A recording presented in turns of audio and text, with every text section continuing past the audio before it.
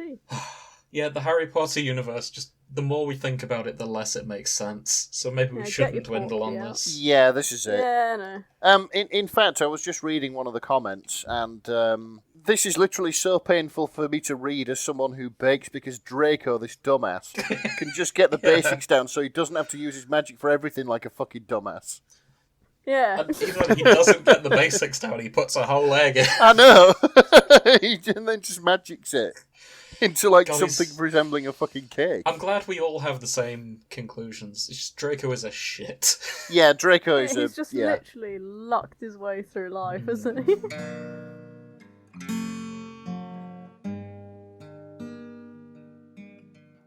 It's very warm, isn't it? Oh, The weather. We're going for the weather. Yes. How quintessentially British. We're so British. We've been covering British topics this month. We may as well complain about the weather. It's very hot. It is, yeah. How dare it get hot after we were complaining that it was too cold? Oh, no. Well, there's sort of no middle ground. There is a middle ground. I would like it to be colder. Thanks. Yeah, a little That's bit. my middle ground. Like, warm enough so that you can go out in shirt sleeves, but not too warm that if you stand in the same for any length of time, you start to stick to the pavement. Yeah, that's a good median. Maybe I should move to Russia. Then it's cold all the time. Yes. What's your point? You'd get bored of the snow. I don't think I will. James doesn't molt fast enough to deal with extreme That's the warm thing. climates. I do not handle the heat very well. I'm very hairy, and I don't go outside very often, especially this last couple of years. So Yep, okay. that's can be an issue. Fair enough. I, on the other hand, am like a lizard and like basking in the sunshine. Grace So is a all I've lizard. done today is bask in the sunshine with factor 50 on so I don't burn into a fucking crisp. She likes the sun, she's cold-hearted, and I've seen her lick her eyes once or twice. Don't tell people about that. Fuck's sake. I'm trying to keep a low profile here. I said like a lizard, not actually is a lizard. Sorry. Christ. Well, if anyone listening doesn't know... Shh. Grace is one of those lizard peoples that the conspiracy theories keep talking about. I don't... Oh no. Alex Jones hates her. That one trick. Fuck's sake. So, Nick, what have you been reading? Well, after the events of the previous episode... Oh, you make it sound so ominous. Yeah. After the event. After the Who events... died last episode? We don't talk about the event, Nick. Yeah, we don't talk about the event. If you'd like to know what the event was, tune into our previous episodes. Yeah. Okay, so yeah, after the events of the previous episode, I decided that I like my detectives like I like my eggs.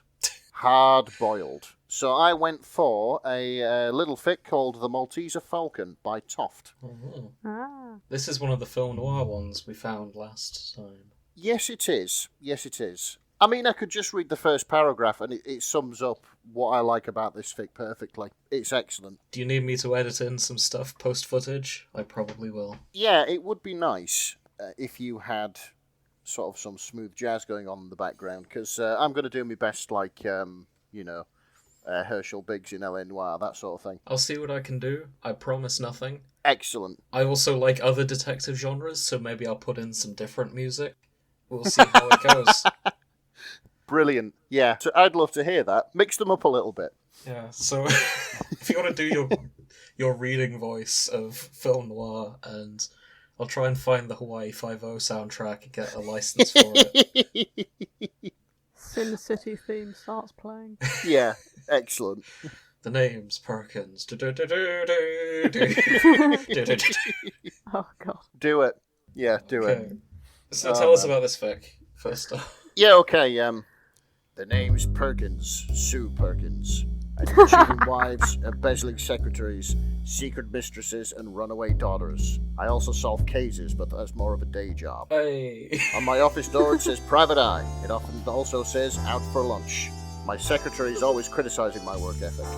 Her name's Mel, and she's a leggy redhead. At least I assume she has legs. I've never seen them. They're always under the desk.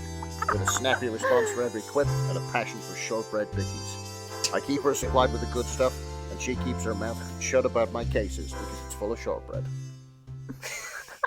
So That's all, pretty much. It carries on like that for 2,700 beautifully written words. okay. Oh, excellent. So first of all, this is a Sue and Mel fic. Yes, it's a First Sue thing and we Mel need to thing. say. Yeah. Sue and Mel, hosts of the Bake Off, for those who haven't watched it. Yes. I completely get why people ship them, to be honest. They've kind of got that whole sort of like fluffy bunny energy going on, haven't they? They do. Yeah. Mel has a husband, though, as far as I'm aware. Ah, right, okay. Jazz starts picking up again. But she had a husband. Yeah, I think this works in terms of character dynamics. Yeah, it is really good.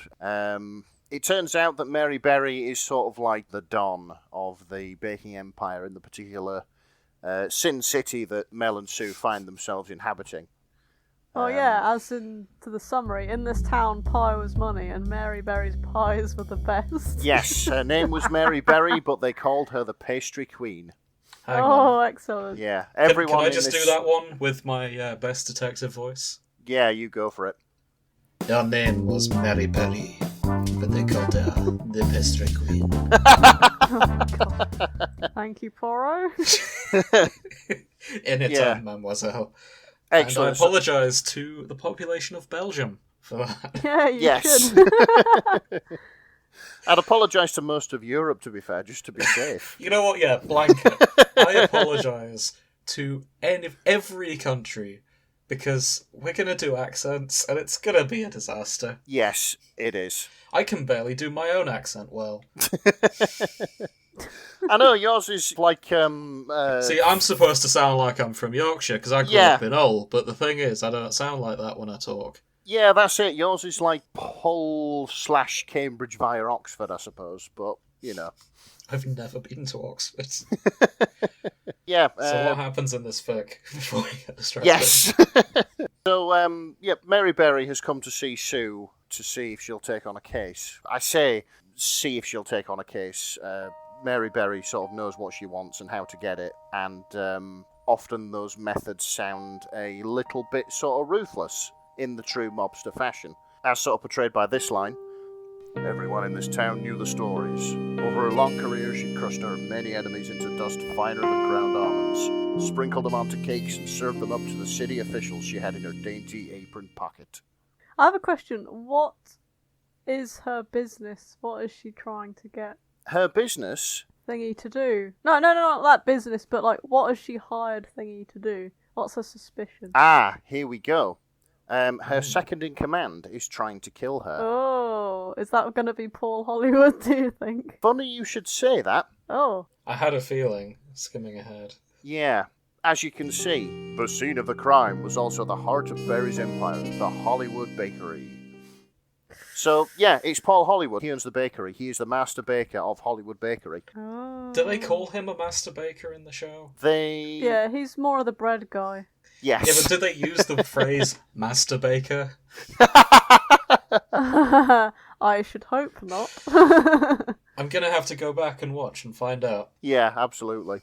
Okay, so Sue decides to go down to this Hollywood Bakery and sniff about, because, of course, Mary Berry is not somebody you want to cross, lest you end up dusted on one of her cakes. So, yep, she goes down to the Hollywood Bakery and she's looking in the window, and she notices, fucking brilliant line this, sweet buns and pastries gleamed invitingly at passers-by, like the women who caught my eye late at night in the downtown bars, promising a moment of sweetness and then satiated sticky regret. I never could resist too long. It's proper hard-boiled detective This is really stuff. well written. Yeah. You know, it's like she's just missing the drinking problem, and of course, it's like not. She's got a Bicky's problem. Yeah, like fucking cake problem. I mean, so it's got it all. This it has absolutely got it all. So she goes in and meets Paul Hollywood. So before you read any of that, I'm happy to let you do this one. I was going to suggest that Paul Hollywood does a Brooklyn accent because we've not touched that one yet. Yes. Okay. Do you want to do that or shall I? I can't remember what a Brooklyn accent sounds I get the like. feeling you're not here for croissant. Sue Perkins, Oh no, that's her, the sensei. Oh no, it is him. Sue It Perkins, is him. private eye if I'm not mistaken, and I don't think I am. That's fucking Brooklyn by way of Texas. Yeah, it is. You send pastries up to the Queen's headquarters every morning, I said. That was Sue. I don't care. I'm from Brooklyn now. Every Sue morning. Perkins, private eye, if I'm not mistaken, and I don't think I am. Perfect. You both sort of We're like both terrible. yeah, the accent sort of slips into deep South drawl, you know. Yeah. Actually, yeah, Grace sounded more like one of those like Southern dames who maybe does dances. I was trying to do Line Chicago, dancing, but I don't yeah. know. But my only reference of a Chicagan accent is an episode of Doctor Who where some British woman was pretending to do a fucking bad impression of a Chicagan accent. Yeah. So it's just That's just oh so Marty, don't be diluted. such a square, that kind of thing. Yeah. Yeah. Oh shit. Oh shit. Every morning, they leave here at 9 with my boys. Sorry, they leave here at 9 and my boys turn them down there. Okay, hang on. We've just gotten lost reading. in the accent. Where Yeah. are we in the Yeah, story? I think Sue is interrogating Paul Hollywood. Yes, trying to Okay. interrogate Paul Hollywood. Okay, so he says, I get the feeling you're not here for a croissant. And she goes, Sue Perkins, private eye, if I'm not mistaken, and I don't think I am. And then it goes, okay, alright, I'm with it now. Yeah, that's You the one. send patience. Yeah. So it turns out that Paul Hollywood is not one to tangle with either. His big frame exuded menace and the smell of icing sugar. So to get to the bottom of why Sue is there, she's Yeah, what's the crime? I think did I miss something because I was too distracted by offending the world? No, you haven't missed anything. Okay. Sue indicates one of the pastries in behind the glass counter. One of those pastries turned up with crushed glass in it, sprinkled on top like chopped nuts. So, yeah, basically, Paul Hollywood is under suspicion of trying to get Mary Berry to eat ground glass. Oh, God. And or anthrax, as it will come to later in the story. Oh. What? Anthrax? Yeah, Fucking Jesus, hell. Paul. that's it. But he's a tough customer. Sort of looks Sue up and down and says, "If one of you want to continue." Oh, I was going to do that. Nothing to do with me, he said. He said, his eyes lost their friendly twinkle and now shone ice blue, colder than the heart of an il-flante? I wouldn't ruin il-flante. I wouldn't ruin a good pastry like that. Not even if it would bump you to the top of the food chain, I asked. You got nothing on me, Perkins. Yeah, I think that works in a sketchy Brooklyn accent. Yeah, I love the the underproved you drawled and underworked. You got nothing on me. Underproved and underworked. You got nothing on me, Underproved. Yeah. Perkins. Under-fucking-proved. Underproved. So many cake jokes in this. Yes, it's absolutely fantastic, and it is really well written. So, it turns out that Paul Hollywood, who by your estimations is stood there in a Stetson with a pair of fucking spurs on, Yes, he is. And an apron. I was aiming and for... an apron. I was aiming for Brooklyn by way of Danny DeVito, and it sounds like I completely missed that mark. Yeah, you got sort of, I don't know, maybe like John Wayne. That's sort of fine too. Okay, so after this altercation, the two goons which Paul Hollywood had sort of indicated, his boys as it were, these are like 6 foot tall people in suits, a bit like brick shithouses. They're the muscle. They're starting to shift uneasily like the middle of an undercooked quiche, it says here. So many food puns. Yes. So Perkins bids a hasty retreat, and on instinct, she decides to sort of duck out of sight when a car pulls up outside. I just need to Google who this person is. Kimberly Wilson, the up-and-coming baker. Yes, that's it. And one of the Queen of Pastries left. She was in the bake-off. She was in the bake-off. She was a finalist, and it turns out that she's one of the Queen of Pastries' chief lieutenants. And a chartered psychologist. Is she? Oh. Apparently. Oh, wow. It Yeah, didn't I say that in the become a fic. chief lieutenant. Yep. I found her on Twitter. She's a chartered psychologist with a master's in nutrition and a Bake Off finalist. Wow, amazing. So, Very a woman of many talented. talents. Yeah. Yeah. And a henchman for Mary Berry. And a henchman for Mary Berry, one of In her this chief lieutenants. bizarre Yes. noir setting. Of course, so it's her. She gets out of the car. Mm. She's loitering on the sidewalk, admiring a display of cakes, because by the sounds of things, nearly every shop in this fucking city is a bakery. Yep.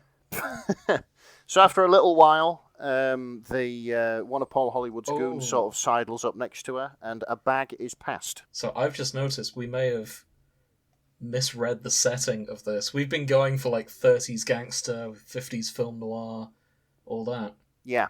I just noticed she pulled out her phone and spoke a few words into it. I mean, noir, correct me if I'm wrong, but I think noir had like a resurgence in the 1980s. Yeah, but if she's pulling out a phone... Yeah, we get Scandinoir now. Yeah. Yeah, like Scandi noir. So I think it's still relevant. Like noir is more of it's like more a style rather than a setting, it is written in the Yeah. style of noir, but this has completely shifted my imagination. Ah, Now I'm going to have to rethink about everything. Paul Hollywood is no he's longer so wearing dramatic. spats and the pinstripe suit in my mind.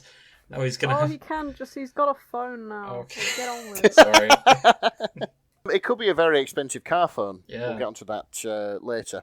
So yeah, Okay. she meets with one of Paul Hollywood's goons outside this shop window, and surreptitiously, a bag with an ominous red stain blotting its middle is passed to her in return for an envelope. Okay.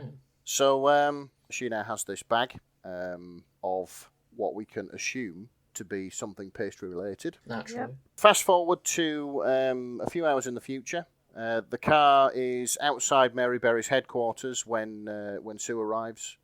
The bonnet's still warm, but Sue, as she's walking by, she notices that the paper bag is abandoned on the back seat, Dun, dun, dun. and they've left the window slightly open. So after a few attempts, Sue manages to get the bag with her little sort of toolkit thing, with a length of fishing line and a hook. That's very, very fucking MacGyver. See, this is a point-and-click adventure game, isn't it? Yes, it is. Yeah, it absolutely She's is. gone She in, she's had to collected get those her bits thing. before she got there. Yeah.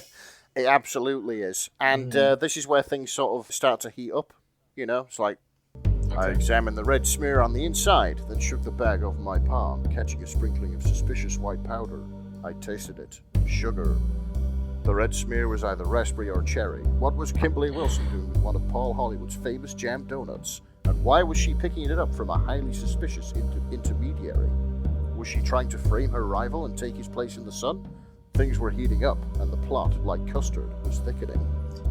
Dun, dun, dun. We are speeding towards the conclusion, ladies and gentlemen. Yeah. Sue looks around, makes sure she's not being watched. She noticed that nobody was in sight apart from a shadow that detached itself from an alleyway. So she runs towards it. It turns out to be Mel, her secretary, who grabs her by the collar and pulls her into the alley. Ooh. Yeah, it is a bit like that. Sparks may have flown, as you will see later. Do they smooch? They don't smooch, but basically Mel is there to save Sue's ass because Sue is walking into a trap. So, like all plucky redheads who work as receptionists to film noir detectives, she comes in and saves the day at the last second. Perfect. Yeah. So, yeah, it turns out that somebody's coming up the alleyway.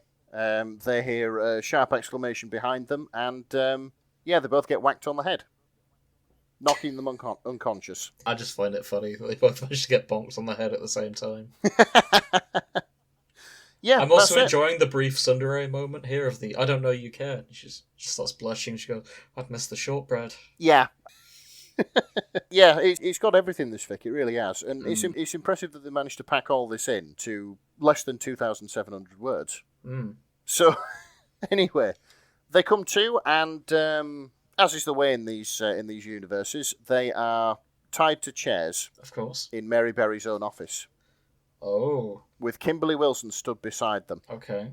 And Kimberly Wilson has got this idea in her head that Paul Hollywood has bought off Sue Perkins. Oh. But of course, Sue Perkins being the private eye that she is, reputations matter, and she doesn't double-cross her clients. Naturally. Yes, of course. So much fucking intrigue. Yeah, it's a genuine sort of mystery, this. So, this sort of goes on. Kimberly's like, why did you try to hide the evidence? What evidence? The paper bag. The bag with the poisoned donut. Big reveal there. So, this donut, turns out, it was bound for Mary Berry. Wait. Okay. Is this a donut that was in the bag that she just licked the sugar off? Yes. Oh, no. You will be glad to know, dear reader, that Sue Perkins comes to no harm in this. Thank God. Oh, good. You'll like this. You will like this. There is a twist. Okay, keep going. Okay, so Mary Berry found out about the poison because her personal assistant licked the sugar off her fingers after handing her the jam donut. Oh. It was dusted with enough arsenic to kill a horse. Okay. It turns out what happened is Paul Hollywood's agent inside Mary Berry's headquarters had dusted the donut with arsenic after it had been taken out of the bag and into the headquarters. Okay. Okay. I'm confused. So, why are you confused? Don't worry, it's supposed to be confusing at this point, Okay, Carol, yeah. Nick.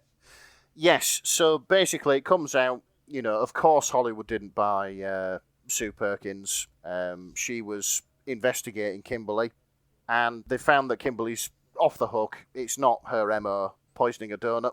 But maybe we should leave the mystery, as it is. We could do, but there is a lovely bit afterwards where it's sort of all about to kick off while Mary Berry finds out the double agent inside her headquarters. In that case, I'll leave a quick disclaimer. There's going to be spoilers about the plot twist coming.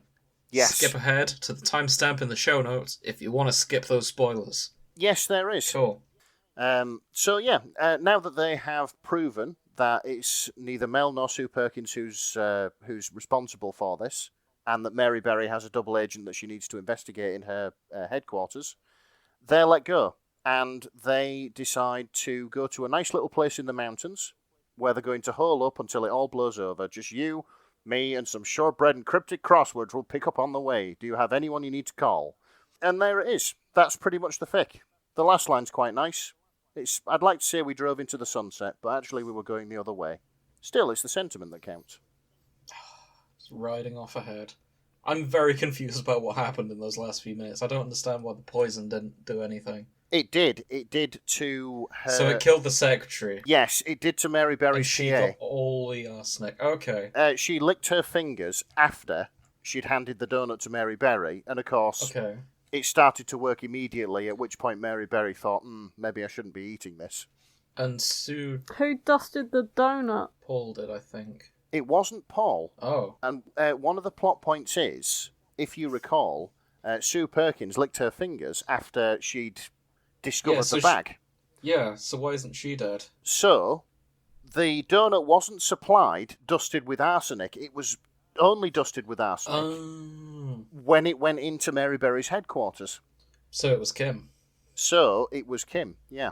Dun dun dun. Well, I'm glad we cracked it, guys. Yeah. Yes. Another case solved. Let me just light a cigarette and then immediately throw it on the ground. I won't lie, that was hairily presented that we, even though we have the story in front of us, confused ourselves. Yes. That's fine. So we've learned today, we do not make good detectives. This is a good fic and a well-written everything else. Yeah, absolutely not. There is no... We just completely hashed it. There is no explanation I can give which will do this fic justice. Please go read it, because it's fantastic. I thoroughly enjoyed it. And I apologise for all accents done.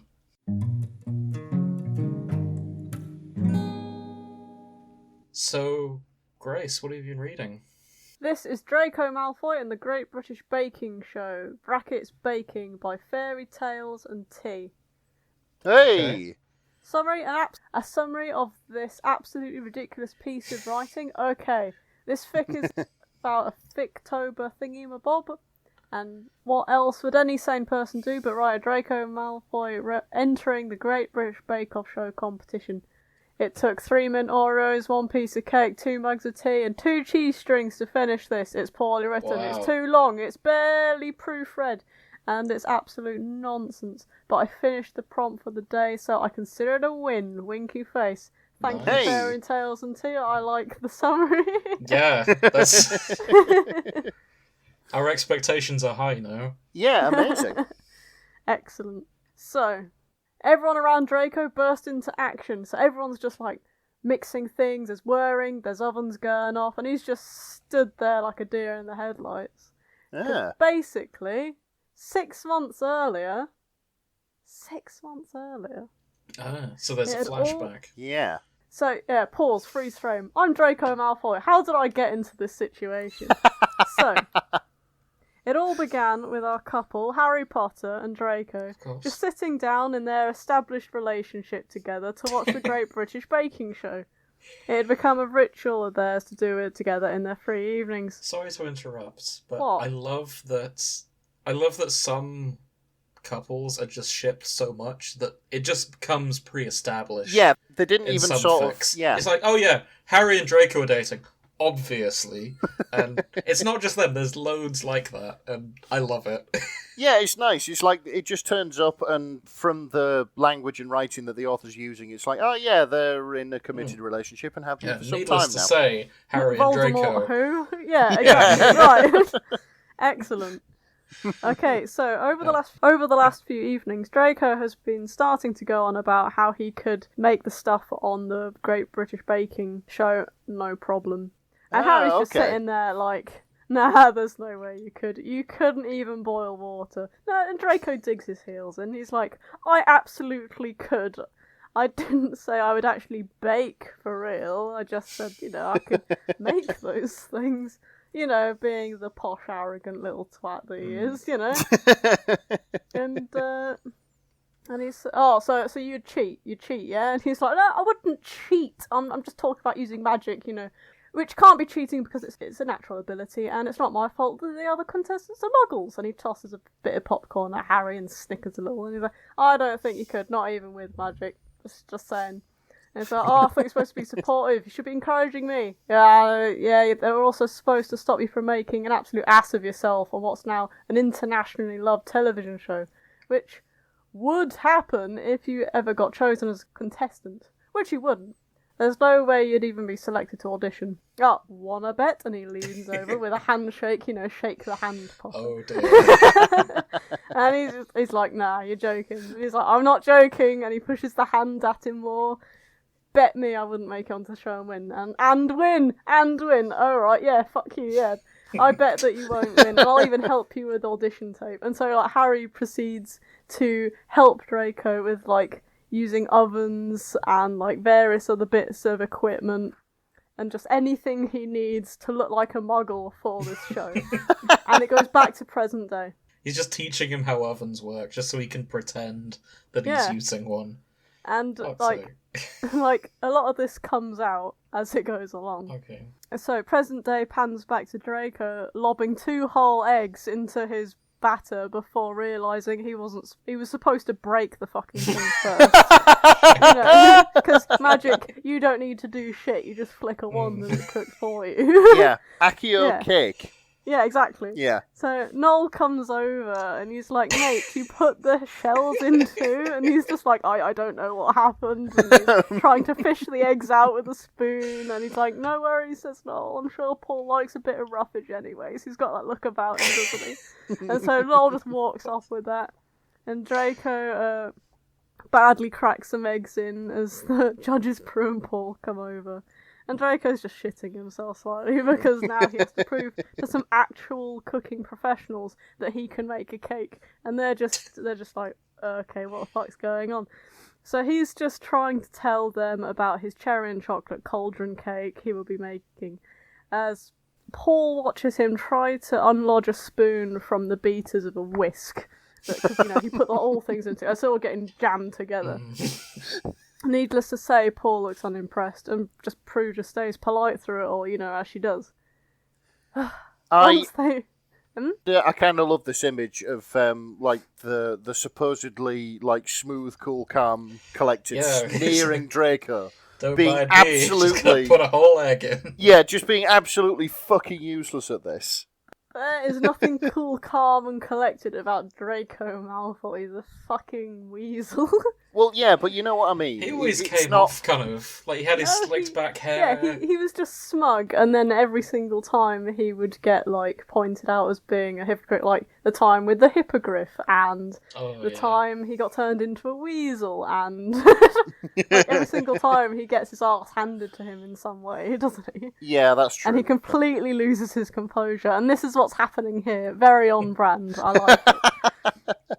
So basically, Basically, once they leave, Draco takes a quick look around the tent, and when no one is looking, he sort of ducks down behind the counter, whips his wand out of his apron pocket, and fucking fixes it all. Right? And he continues to do this throughout. Like, his cake is being judged, and Prue loves it, while Paul is just surprised at how the fuck that came out alright. And he's just really suspicious. He's just like, why can't I taste eggshells? You know what I mean? So yeah, Draco proceeds to make really bad cake mix and then magics them good again whenever possible throughout all of the challenges. And like, much to Paul's bewilderment, all his cakes come out fine, dispute every single time he's been over there. Shit's been falling apart at the seams. I mean, if I spent years, like, I'd be annoyed, because if I spent years trying to get to this level in my profession, and some rich kid just swanned in and winged some of the best cakes I've ever seen, I'd be pissed off too, you know what I mean? Yeah. We've all been in exams where that one guy gets an A.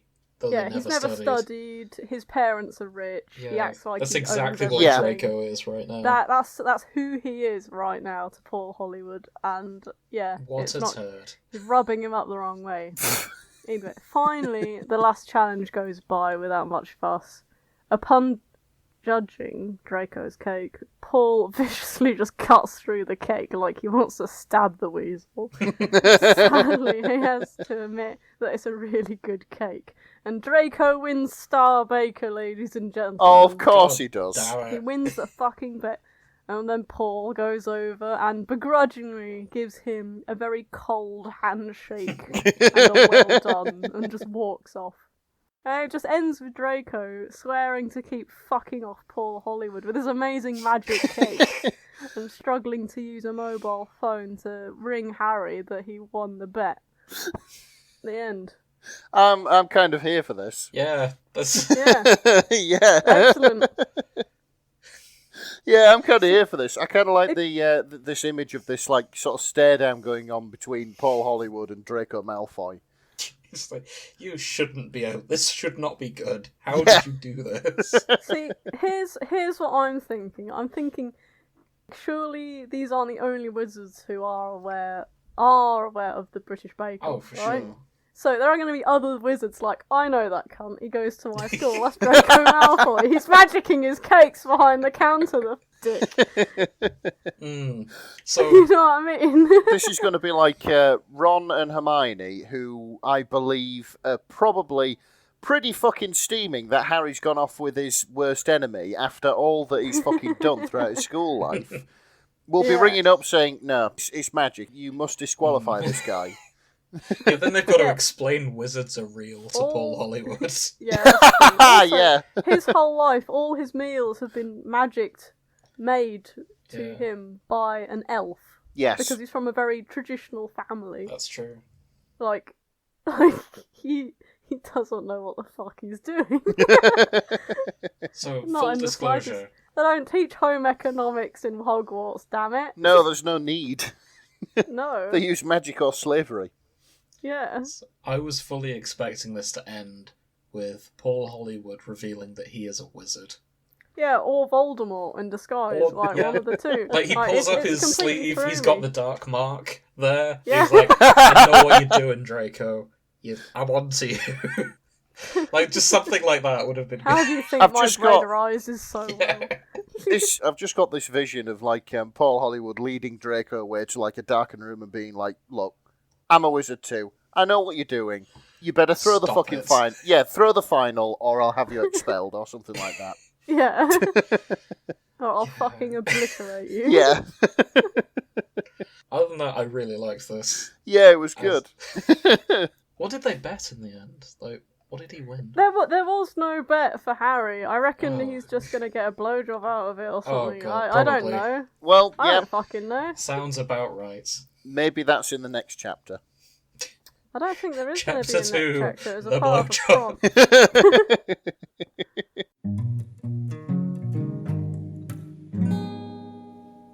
Would someone like to ask me a question, please? Not really. So what have you been reading? I'm glad you asked. Of course you are. So I have been reading The Great British Cum Off by Secret Side Account. Oh, snappy title there. Yeah. And we covered this one. We briefly mentioned it last episode, but we didn't go into too much detail. The summary is David Tennant receives an invitation letter to the GBCO. Crack porn ensues. I don't know why, but GBCO sounds like some sort of government agency that deals with taxes or something like that. I work for the GBCO. Yeah, it's the Great British Cake off. The great, yeah, Money Office. I'm trying to think how that could be a tax thing. Coin Office. There you go. yeah, something like that. Yeah. And so, full disclosure, this is a real person fic. I don't believe David Tennant would behave this way, but I don't know David Tennant personally. Maybe this is what he's into. Yeah, I mean, quote the who tags. knows? I doubt anyone really thinks that Paul Hollywood is an asshole, Georgia Tennant is a badass bitch, or David Tennant is a horny slut in this parody. Yeah. So I don't know what a Yeah. dick fruit is, but apparently there are some who knows. No, it's for Laird Dick those Fruit. who know. Gifts for Laird Dick Fruit. He's got a couple of gifts Yeah. given. And he's a Laird, What? which is a Scottish lord. Yeah. So yeah, the story begins at David Tennant's house. He receives a letter, and he's very excited. Do we want to do the sketchy accent? Which sketchy accent? If you'd like to. Georgia, I've been invited to the Great British Comic Relief Bake Off. Oh, He tore the envelope God. open while reading over his cereal. Georgia's excited. She's like, "Oh yeah, cool. Let me have a look." And she goes, "Oh, that's not the Bake Off. That's not for the Bake Off." And David Tennant kind of looks over and goes, "Oh, what? It looks like it, but if you look very carefully, this is an invitation to the Great British Cum Off." And he does a spit take, and they're just like, "What?" So, the Great British Cum Off is a top secret event hosted every year among British celebrities. Some do it for charity, some do it for shits and giggles. This isn't really an invitation, it's more of a challenge. You can only be challenged by people who've been on it before. Oh. Which Michael Sheen. Yes. Ah. It's like, Willie. oh, bloody hell. It would be, Sheen. wouldn't it?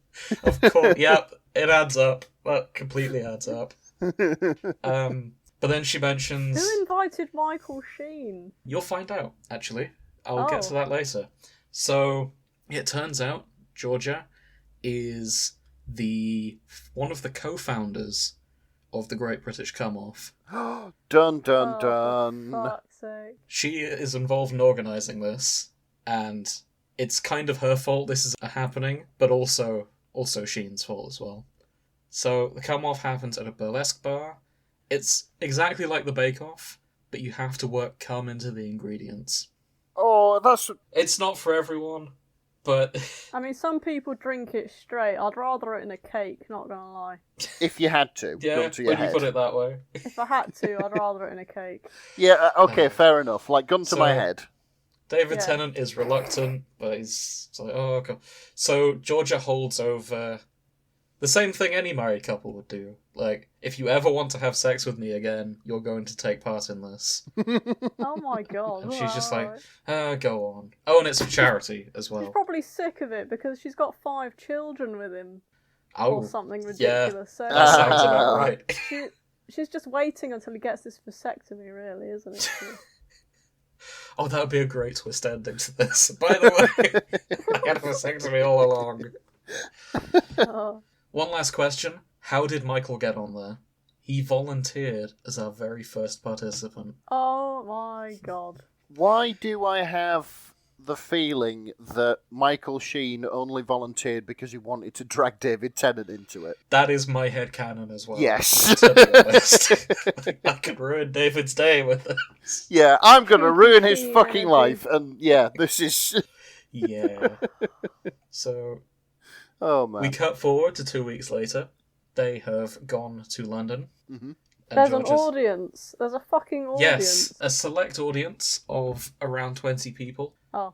at this strip I club. was imagining, like, the Royal Albert Hall Oh, for some God. reason. Yeah, that would be funny. Standing ovation when he finally climaxes. Hey. Into the batter. Sorry, carry on. Oh, that's fine. So they skip ahead 2 weeks. Georgia is just telling him, just go have fun. I'm gonna just be around London, probably doing some shopping. So, she's just, like, fucked off while her husband's off to wank into a cake. Yes. So he goes to the club. He meets Charlotte and Ayla. Not sure how to pronounce that name. Hmm. But they are the main judges. Sorry, Ayla's the judge. Charlotte is hosting the show. There are 2 judges. Who's the second judge? You'll find out. Oh wait, no, you'll find out in the next paragraph. Oh. Paul's already on stage. Mustn't meet the contestants before the show starts. No. Paul Wait, effing what- Hollywood. Paul To Hollywood? quote David Tennant. What did I just miss? Paul Hollywood is one of the judges for the Great British Cum Off. Oh, of course he is. What? Paul and Isla. Yeah, David Tennant's shocked by this. Like, Paul effing Hollywood? Oh, Georgia, you fiend. And, yeah, he's sort of reluctant for all of this, but deep down in his mind, he's like, ooh, no, this could be fun. I'm sort of performing on stage. I've been nude on stage before. That kind of Oh, thing. dear. David Tennant questions why Paul Hollywood is here, and Charlotte just goes, contracts. Oh God. my Yeah, god. He's He's- here because he's legally bound He is to be legally there. obligated to be here. And Charlotte doesn't want to explain it because husband of the boss. Like, the boss? She told me she was the co-founder. Like, she's also in charge of this. The co-founders are Georgia Moffat and Sue Perkins.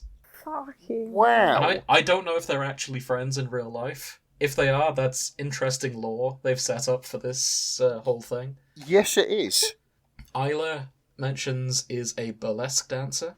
That comes up later. She's also one of the judges for the show. Let's I see. suppose you need a professional burlesque judge for the burlesque bit of the show, and then You Paul's do. just there for the cake. Pretty much. Well, no, they both taste the cakes. Oh, I think right, Isla's, Jesus. if I remember right, Isla's vote overrules Paul Hollywood's. Oh, right. Jesus Christ. He's just kind of there as part of the show, and I'll go into that later. Okay. So they strip him down to his TARDIS boxer shorts, and Oh, no. Because, that's of what course, David he's Tennant- got TARDIS He's going boxer out shorts. in his TARDIS boxer shorts and a pink apron. Amazing. It's bigger on the inside. Oh, it should. Hey! I think they're just sort of TARDIS patterned, but I think that works as well. Yeah, they put him out on stage. I think that's In a pink apron. With nothing to protect his dignity than a pink apron. yeah. So the first thing David Tennant wonders now he's seen Paul Hollywood naked. He's there naked, silver hair, and David Tennant thinks, "Do you reckon the pubes are silver too?" And then he gets his answer. Paul turned around, and this is where David's eyes fell first. They were just as artificially silver.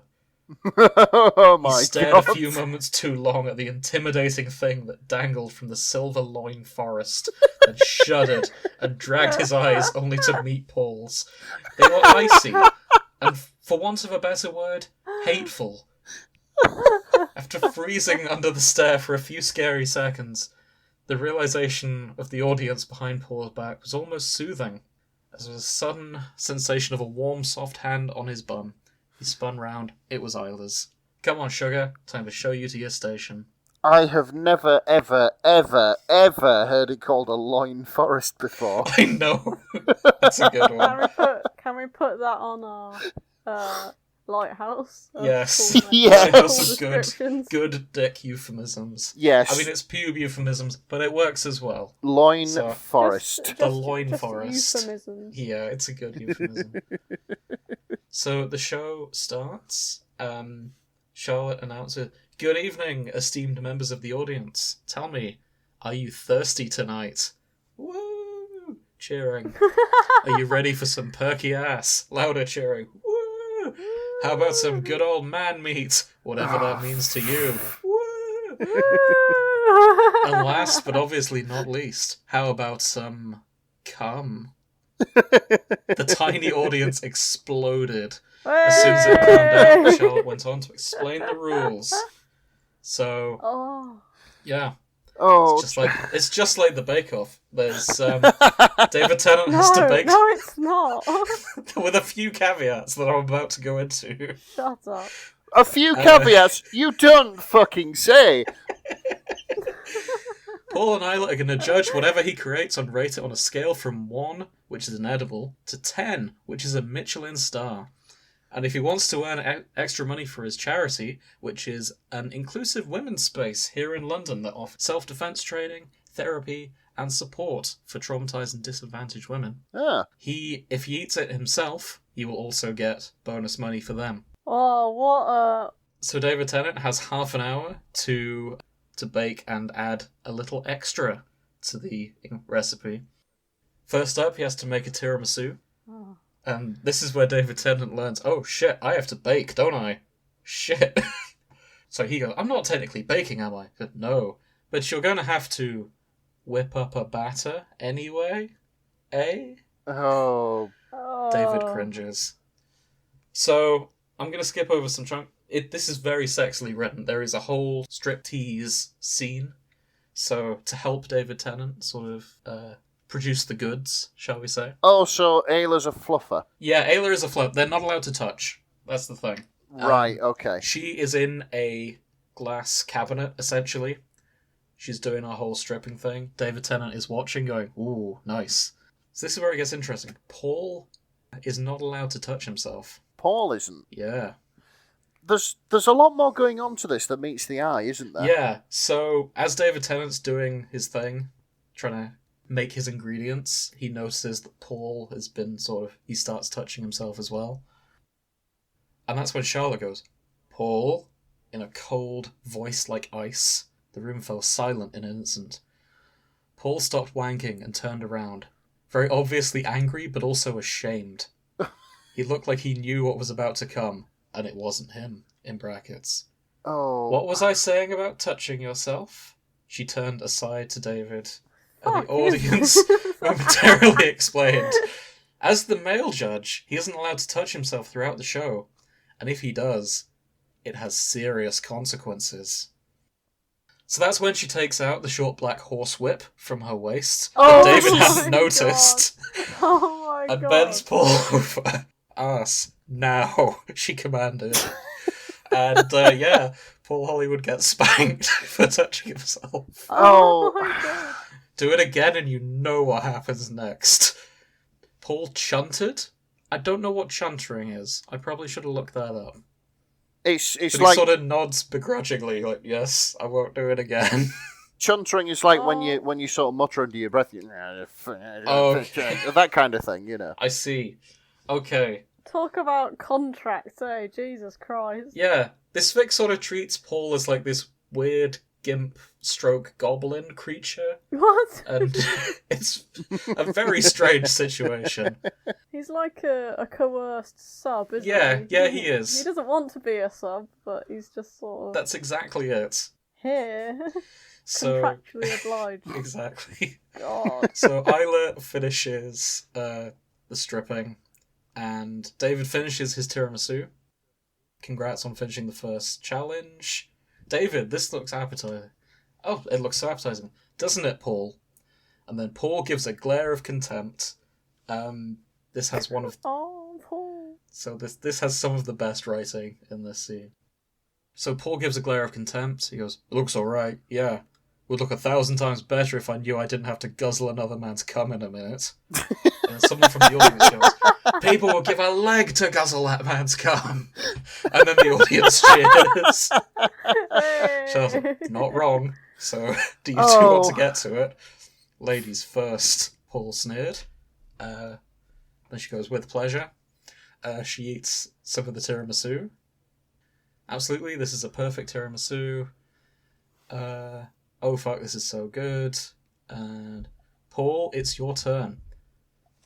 Come on, Paul, your turn. It's not gay to eat cum if you can't taste it, and you literally can't. Say Paul. Come on, open up. This is bizarre. Yes. So yeah, Paul Hollywood eats some of the tiramisu. Charlotte's like, "Oh, nothing to say about it. You're always so verbal on the Bake Off." Maybe that's because I get paid to be there, not blackmailed into it. Charlotte says, "You get paid to be a snarky asshole to people, which is in itself wrong, and you could just choose to enjoy yourself like David here. You've enjoyed yourself in plenty other situations. This shouldn't be too much of a problem, should it? Plus, you even get free food." I get fed sperm, Charlotte. I get fed sperm, Charlotte. I just love that reaction. I get fed sperm, Charlotte. I can see why Paul Hollywood is less than pleased about this turn of events. Anyway, time for the ratings. So I think he gets a 10 from Isla, and he didn't even see the rating that Paul gives. But it doesn't matter because he got a 10. So next up is donuts, and they're not insured for any lethal frying burns, so they've already pre-made the donuts, and he's just got to glaze them. He just has to decorate them. Both filling and glaze must contain significant amounts of cum. That's the only rule, and there's got to be 4 complete donuts at the end. Yeah. He's already just done it. How's he going to manage a load to fill it and glaze I'm glad you asked. So here, I'm going to take a brief break to talk about science. So... just fucking hang on a minute. I think I've broken neck, okay? Just hang on a minute. What kind of scientific basis is this rooted in? None. Yeah, so I'm going to talk about how scientifically inaccurate this fic is. Oh, I was going to say, it was like when they came out with the human centipede and it was like based on real medical science. This is what this is like. Look, please don't compare fics to the human centipede. That's kind of mean. Yeah. Okay. So... I know what you mean. I think a lot of men will know about this. I'm not sure how many women know about this, but there is something called the refractory period that men experience. Everyone has a refractory period. They do, regardless. But men's are more significant than women's. I think it's just more timely. It takes longer. So once men have experienced an orgasm, the penis becomes very sensitive. Hypersensitive is the term Wikipedia uses. And further sexual stimulation may feel painful during this time frame. Okay. May. So, according to studies, on average, men of 18 years old have a refractory period of 15 minutes, and another study shows once you get to the age of 70, it can take around 20 hours. Well, that's because you're 70. Yeah. Everything takes about 20 That's very true. So... I think at age 70, I'd rather have another gin and tonic, to be honest, but... You know. Oh, probably. But the average for all men is around half an hour. So everyone's kind of within that somewhere. In this fic, David Tennant comes about 3 times within the space of an hour. What a fucking hero! I'm definitely sure it's an hour. How do you know it's an hour? So there was the half an hour baking for the tiramisu. Okay. The donuts... Oh, wait, no, the second time is quite quick, yeah. So the donuts will be immediately after the judging. Because he doesn't have to make the donuts. And then there's a final half hour. So it's about 3 in an hour, roughly. He's also pushing 50, it mentions in this fic. Oh, so it's doing quite well for... This is scientifically inaccurate, and that's what I wanted to bring to... Once again, he has 5 children. So That's maybe, maybe he just doesn't have a refractory period. He is a Time Maybe. Lord, I suppose. That's true. Yeah, there we But go. this is the Right. thing. Even if he does, I'm glad we worked even that if he out. doesn't, surely the second and third goes will have not enough fluid for 4 donuts. Surely. I suppose, but this is fan fiction where anybody can do whatever they like, I suppose. That's very true. Apart from, as it turns out, Paul Hollywood.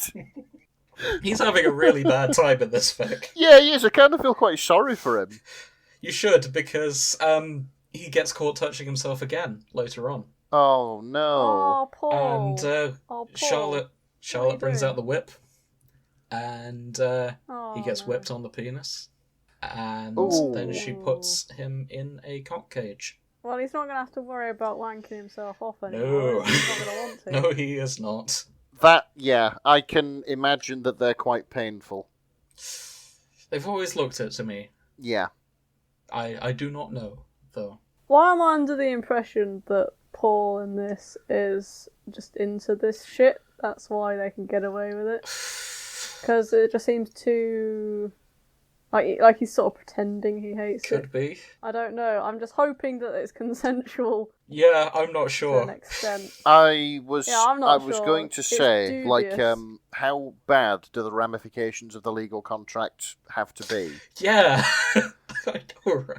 before you would sort of willingly subject yourself to this sort of stuff if you weren't into it? Because he had to sign this. Yeah, like if you weren't Yeah. into it, you know. Maybe he just didn't read the small print, and he's just like, oh no. Yeah, he just saw the title and was like, oh yeah, that's the Great British... Oh, yeah, just fuck, in what point have I done? 4 it just says, we're gonna whip your penis. It's like no. Oh no. I did read that this was like a revenge thing for Paul Hollywood being like a snarky cunt to people on the Great British Yeah. Bake Off. Mm-hmm. And the fact that if he refuses to do this, then that's his career over. Oh wow, oh alright. So, but is that Oh. really that bad?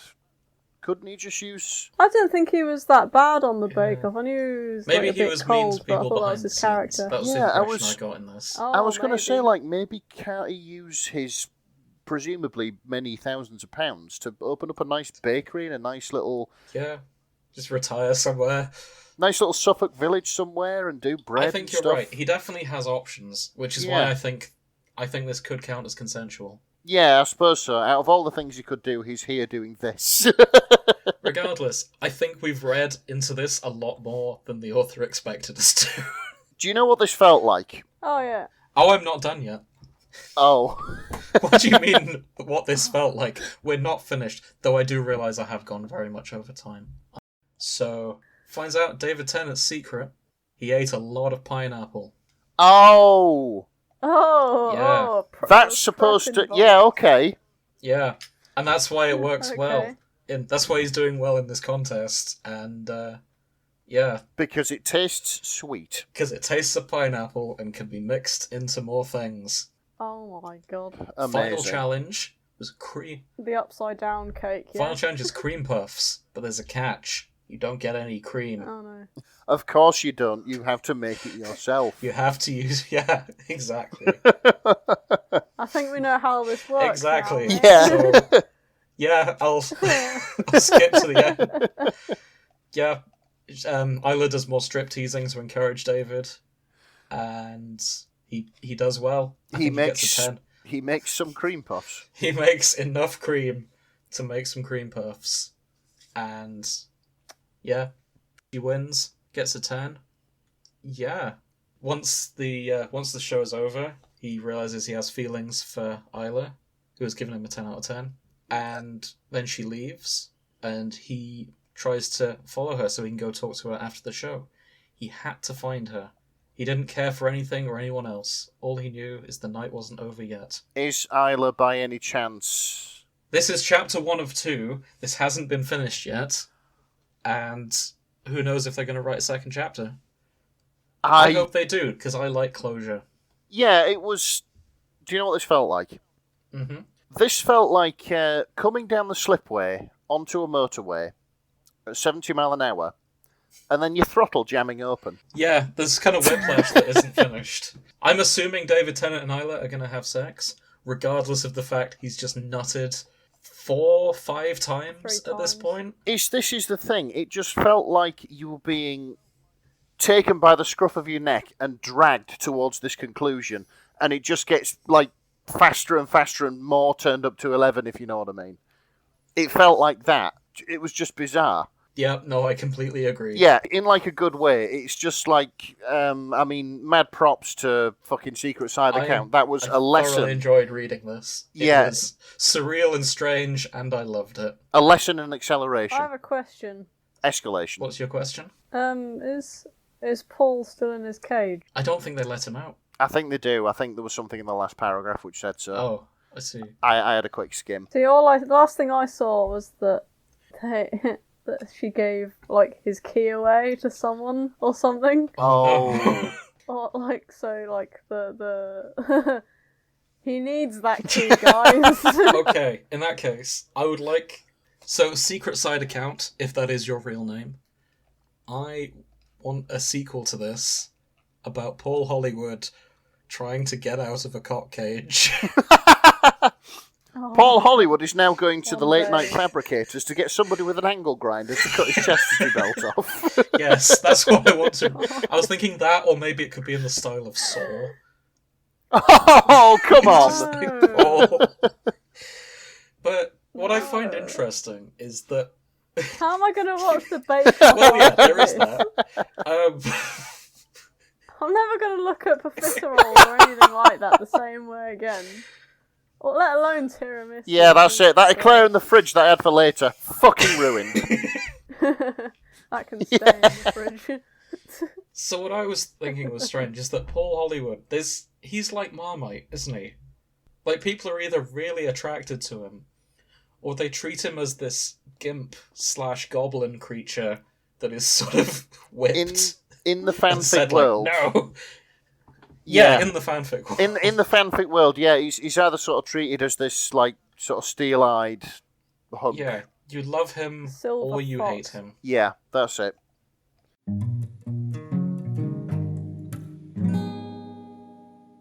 So, before we wrap up, would anyone like to hazard a guess who they suspect Secret Side account may be? Oh, Mary Berry. Yeah, probably Mary Berry. I was wondering if... Or Sue Perkins, she's very sweet. Oh. Suspiciously Yeah. sweet. I think it might be Georgina Moffat, you know. Yeah, no, that adds up, actually. This is just Georgina Moffat just be like, you know what? Yeah. I'm just going to torment my husband. Well, no, it sounded like David Tennant ended up having a good time after all. That's true, actually. Yeah. David Tennant enjoyed the entire thing in this fic. I don't know if he will enjoy reading this, if he happens to stumble on it. Only time will tell. Oh, that would be hilarious if we woke up one day to an email from David Tennant giving like an official statement about this fucking fanfic. David Tennant, if you're listening to this, write in to thefanshippingfullcast@gmail.com. It would be good to get you to dub over some of the bits of this. I'd also like to remember that this is a work of fiction and Oh, not yeah, at we all should- anything to do with real life Maybe we should start... in any way, shape, or form. We should definitely start our show with, like, the following as a work of fiction does not represent.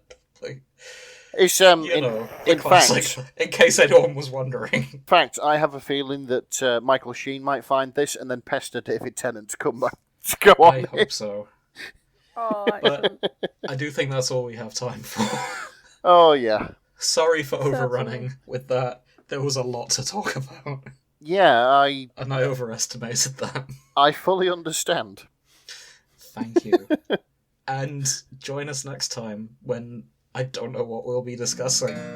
Well, Probably nothing involving food. Well, I was going to say, because No. of this hot weather, I kind of fancy a cornetto.